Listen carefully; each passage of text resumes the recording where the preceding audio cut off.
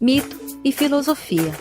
Autor do artigo Marcelo Perini, aluna e produtora audiovisual Diene Farias. Turma de Arquivologia, disciplina Evolução do Pensamento Filosófico. Professor Luiz Mendes. Este vídeo tem o objetivo de apresentar o texto sobre o conceito de mito e filosofia, de suas importâncias, diferenças e ruptura, retratando filósofos da mitologia grega. Mas enfim, o que é mito? A palavra mito vem do grego mitos, que significa palavra expressa. Pelo latim, mito significa fábula, mito. Mito é uma narrativa sobre algo ou alguém. A base para a mitologia era a cosmogonia, que explica acerca da criação do universo relacionado com o miticismo, como por exemplo, a origem do planeta, a origem do fogo e a origem do homem, relacionando com deuses, heróis e semideuses.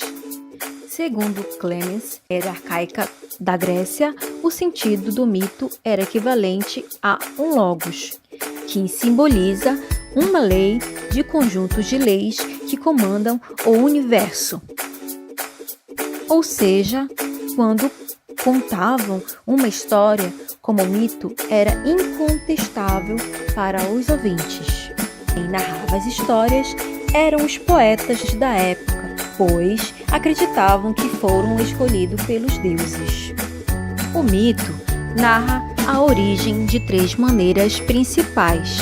Em primeiro, o qualificavam de hieros, que significa casamento sagrado, entre seres divinos que geravam tudo o que há no universo. Em segundo, o referiam-se da rivalidade entre deuses, que originavam todas as coisas. E a terceira maneira, referiam de castigos e recompensas àqueles que obedecem ou desobedecem os deuses.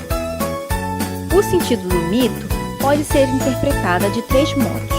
A interpretação tautegórica, representado na mitologia por Claude Lévi, considerada como sistema coerente, ordenado e fechado de mitos e crenças.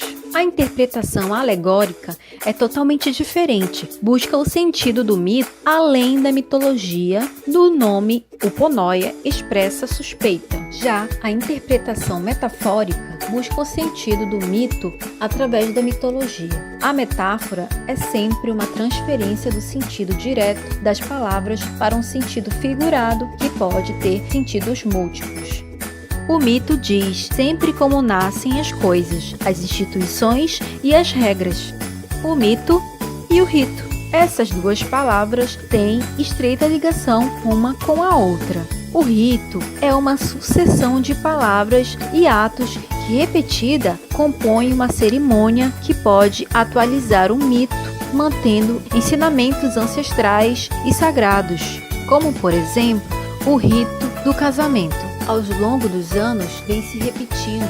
Também temos o rito do Ano Novo. Conhecemos também outro rito, que é o rito do Natal. Percebemos então que o rito faz parte de nossas vidas. O fato é que o ser humano não vive sem mitos. Mas então, o que é consciência mítica e o que é consciência filosófica? A consciência mítica tem o senso de realidade, sem crítica, tem um pensamento fantasioso, sem reflexão. E a consciência filosófica é como se fosse a evolução de uma consciência, a evolução da consciência mítica, que busca a razão e a reflexão, a racionalidade, a consciência científica, que comprova, que argumenta. A filosofia foi a primeira em tentar compreender o mito, desde sua origem. Também tem certa semelhança com ele, especificamente a filosofia na tradição ocidental. A palavra filosofia resulta na união de 2 palavras, filha, que significa amizade, e sofia, que significa sabedoria. Portanto, a filosofia significa a amizade pela sabedoria, amor e respeito pelo saber. O objetivo da filosofia é dar respostas precisas a certas perguntas, dar explicações aos problemas do universo, como por exemplo, de onde veio o mundo? Quem somos? Para onde vamos? E etc. E o primeiro filosófico a ser reconhecido foi Tales de Mileto. A filosofia surgiu quando alguns gregos, insatisfeitos com as explicações que a tradição lhe dera, começaram a fazer perguntas e buscar respostas. Os gregos constituíam para o Ocidente europeu as bases e princípios fundamentais, que são razão, racionalidade, ciência, ética, política, técnica e arte.